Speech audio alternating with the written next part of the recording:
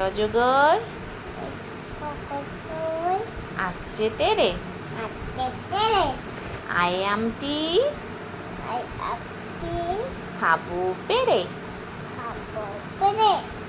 হর্ষয়ে ইঁদুর ছানা ভয়ে মরে দীর্ঘয়ে ঈগল পাখি পাছে ধরে হর্ষয়ে উঠ চলেছে মুক্তি তুলে